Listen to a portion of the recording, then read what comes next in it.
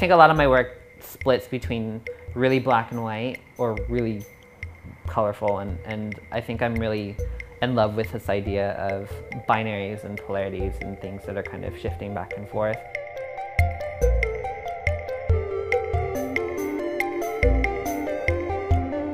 I've always been into arts and crafts since I was a kid.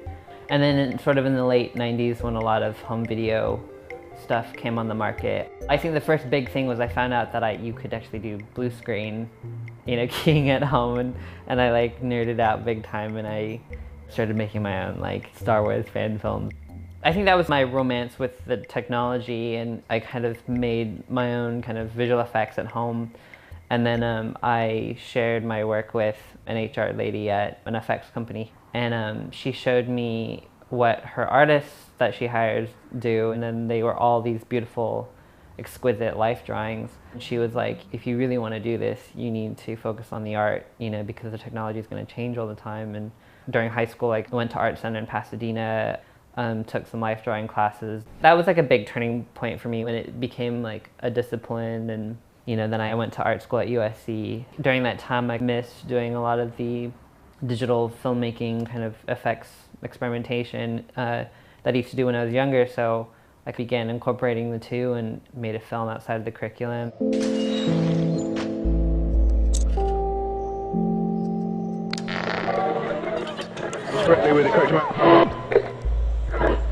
Dollface was the film that I made. It was really pivotal, I think, because YouTube has only been about 2 or 3 years old at the time, and I put it on YouTube not really knowing what was going to happen. Before I knew it, it was featured on the front page, and the first phone call I got was from J.J. Abrams' office, and he brought me in and was like, you should direct.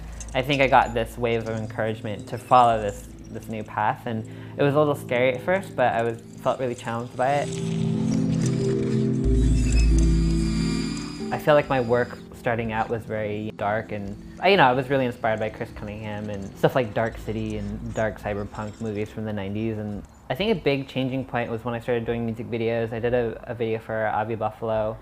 I loved Jim Henson and the Muppets, and I wanted to make kind of this psychedelic universe where there's all these coral reef creatures growing everywhere. The culture of music videos is just a lot more forgiving, and I think that you can experiment with technology creatively just a lot more. I think the technology was super instrumental in my understanding of art and vice versa. I got a hold of After Effects when I was really young, and also Maya. I learned a lot just by tinkering with the 3D graphics interface, really starting to think about visual effects in terms of 2D and 3D.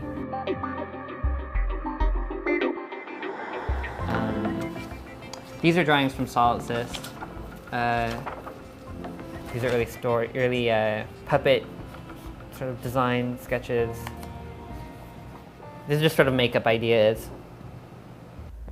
I was really bogged down with work, so I started doodling more, and then I suddenly felt like super rejuvenated to make something like way more ambitious and uncompromising than anything else I'd done at the time.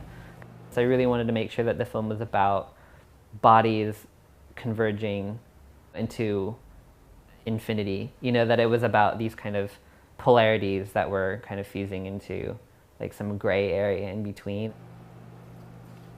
This was used in SolidSys for the girls in the beginning, and we took these pieces like this, and like we had someone hiding behind the girls like pulling it, and then we reversed it to make it look like it was growing out of them.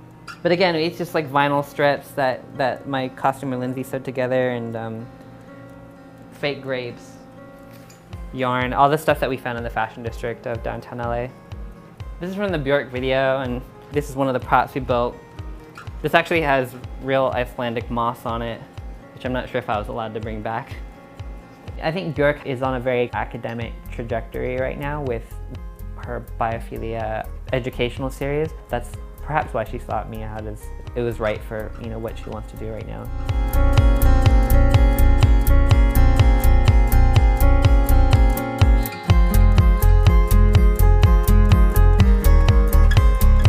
I think my work has become more confident and ambitious.